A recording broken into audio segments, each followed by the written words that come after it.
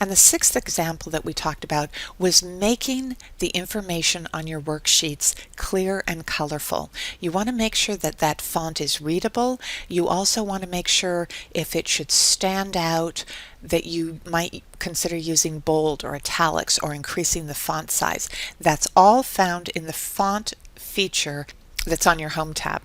You're also going to want to think about using color both in your sheet tabs and in your cells, and pay attention to font color, fill color, and conditional formatting, labels, and colors. And in your workbooks, you're going to have all of this information that's in your cells, and you want ways to draw attention or to make items stand out. We talked about bold and italicize, and if we come back to our Home tab, that information is going to be here, bold and italicize. And if I were to do that, if I were to bold Orlando, you would see that not only do you see it bold here, but when I'm in this cell, I can see that I've bolded it. I might want to italicize it as well and not bold it. So there's lots of ways you can play with it.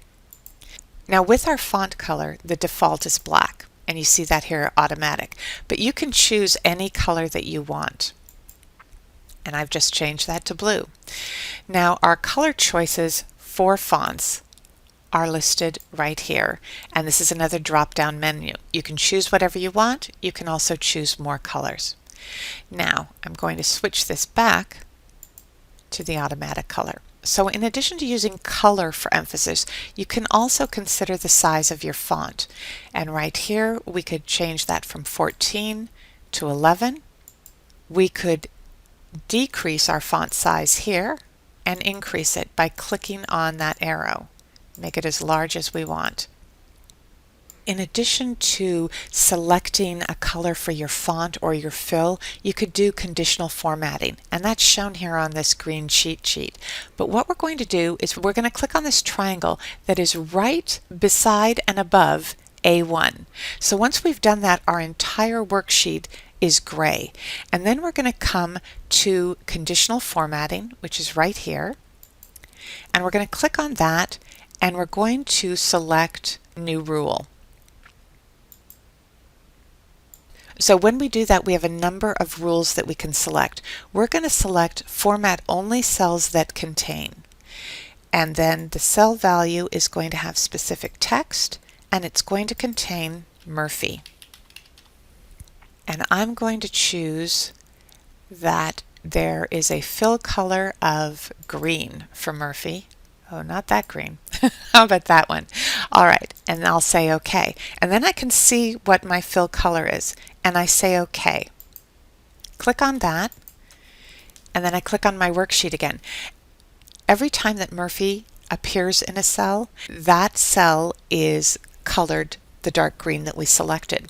Now in this instance we only have a total of 30 rows of information and we're playing with it. But if you had 500 rows of information and we're looking for your Murphys, or you wanted to make them stand out, this is a way you could do it. You could set this up so that particular surnames showed up as particular colors if that's something you wanted to do. If you want to remove that information, you do not go to the fill color because it's not a fill color, it's conditional formatting. So you'd go back to conditional formatting and you would clear those rules. You can choose to clear the rules from selected cells or from the entire worksheet. Here we're going to remove it from the entire worksheet. I want you to try that yourself and see if you can play around with conditional formatting. You might choose a different name to work with. Larson shows up twice as well. So play around with conditional formatting and play around with the color choices for fill and your fonts.